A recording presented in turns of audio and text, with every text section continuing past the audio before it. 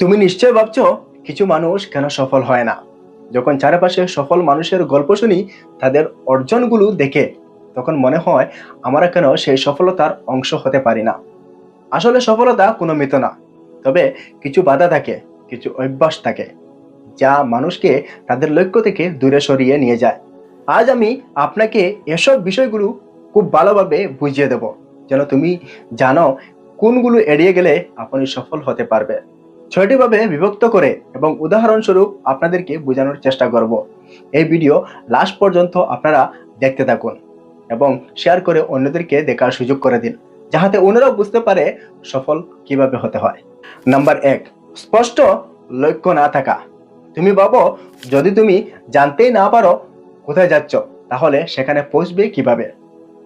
মানুষ যখন সফল হওয়ার জন্য কিছু করতে চায় কিন্তু তাদের স্পষ্ট লক্ষ্য থাকে না, তখন তারা সঠিক পথে এগিয়ে যেতে পারে না।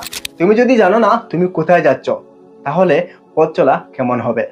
উদাহরণ, ধরো তুমি কোনো ছোট ব্যবসা শুরু করতে চাও, কিন্তু তুমি ঠিক জানো না তুমি কি বিক্রি করবে, কার জন্য করবে, কিভাবে করবে, এর ফল কি হবে।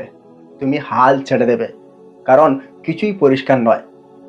কিন্তু যাদের সঠিক লক্ষ্য থাকে, তারা না থেমে, না ক্লান্ত হয়ে আবার সফল হয়। লক্ষ্য পরিষ্কার হলে তোমার পথ সহজ হয়ে যাবে। নাম্বার 2, অদ্য ব্যবসায়ের অভাব। বেশিরভাগ মানুষ সফল হতে চাইলেও অদ্য ব্যবসায়ে বা ধৈর্য তাদের মধ্যে থাকে না। সফলতার পথ কখনো সহজ হয় না।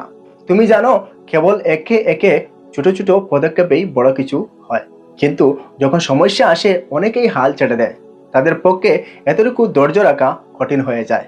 উদাহরণ, ধরো তোমার ব্যবসা শুরু হয়েছে, কিন্তু প্রথম মাসেই কোনো লাভ হয়নি। এখন যদি তুমি আশা করো সবকিছু একদিনে চমৎকার হয়ে যাবে, তাহলে তুমি ভুল। কিন্তু যারা সফল হয়, তারা জানে যে পরিশ্রম এবং ধৈর্যই শেষমেশ জয় এনে দেয়। তারা জানে প্রথমে কিছুটা কষ্ট হবে, তারপরই আসবে সাফল্য। নাম্বার 3, আত্মবিশ্বাসের অভাব। আত্মবিশ্বাস এটা অনেকেরই থাকে না। তারা নিজেদের উপর বিশ্বাস করে না এবং সব সময় ভয় পায়। আমি পারবো না, এই মানসিকতা তাদের মধ্যে ছড়িয়ে থাকে। যখন তুমি নিজের দিকে সন্দেহ করতে থাকো, তখন তুমি কখনোই সেই মানুষ হতে পারো না যাকে তুমি স্বপ্ন দেখো। আত্মবিশ্বাস না থাকলে তুমি আরেকটি ভালো সুযোগ মিস করেছো। উদাহরণ, ধরো তুমি একটা প্রজেক্টের জন্য আবেদন করেছো।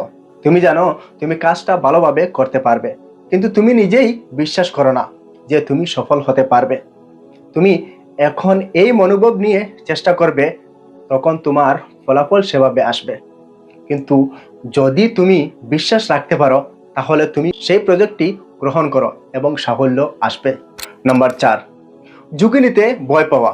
সফলতার পথে অনেক সময় ঝুঁকি নিতে হয়। মানুষের ভয়ে তারা একই জায়গায় আটকে থাকে। তারা কিছু নতুন চ্যালেঞ্জ নিতে ভয় পায়। সবসময় নিরাপদ পথে থাকতে চায়, কিন্তু নিরাপত্তা থেকে কখনো কিছু বড় অর্জন করা সম্ভব নয়। সফলরা জানে যে কিছু ঝুঁকি নিতে হবে এবং তারা সেই ঝুঁকি নিতে কখনো ভয় পায় না। উদাহরণ, ধরো তুমি একটা নতুন ব্যবসা শুরু করতে চাও, কিন্তু তুমি ভয় পাচ্ছ, কি জানি যদি এটা চলে না যায়। কিন্তু সফলরা জানে যে যদি তারা ঝুঁকি না নিত, তবে তারা কখনোই সফল হতে পারত না। তাদের মধ্যে এই সাহস ছিল যে ঝুঁকি নিয়েই এগিয়ে যেতে হবে। নাম্বার 5, অন্যদের মতামতের উপর অতি নির্ভরতা। অনেক সময় মানুষ অন্যদের মতামত এবং অনুমোদনের দিকে বেশি নজর দেয়। তারা নিজের মনোভাব ও সিদ্ধান্তকে গুরুত্ব না দিয়ে অন্যদের মতে চলে যায়। এই অভ্যাস তাদের নিজের পথ নির্ধারণ করতে বাধা সৃষ্টি করে। উদাহরণ, ধরো তুমি একটি ব্যবসা শুরু করতে চাও, কিন্তু তোমার কিছু বন্ধু বা পরিবার বলেছে, তুমি কি এটা করতে পারবে, এই ব্যবসা তো কঠিন। তাদের কথা শোনার ফলে তুমি দ্বিধায় পড়ে যাও এবং সিদ্ধান্ত নিতে পারো না। কিন্তু যাদের সফলতা আসে, তারা জানে নিজের সিদ্ধান্ত এবং বিশ্বাসের উপর দাঁড়িয়ে থাকতে হয়। নাম্বার 6, বাধা ও ব্যর্থতা থেকে শিক্ষা না নেওয়া। বাধা আসা মানে ব্যর্থতা নয়, বরং এটি তোমাকে শক্তিশালী এবং আরো স্মার্ট হতে শেখায়। কিন্তু অনেকেই বাধা পেলে হতাশ হয়ে যায়, তারা ব্যর্থতার থেকে কিছু শেখে না।